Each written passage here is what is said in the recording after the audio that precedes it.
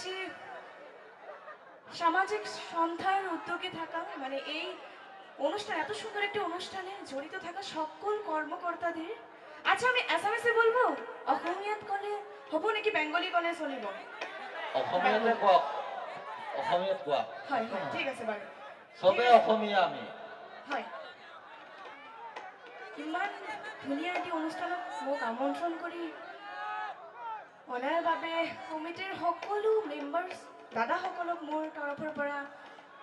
বহুত বহুত ধন্যবাদ ইমান ধুনীয়া এটি অনুষ্ঠান আপোনালোকে বহি আছে ইমান ৰাতি হৈ গৈছে তথাপিও বহি আছে অনুষ্ঠান উপভোগ কৰিবৰ কাৰণে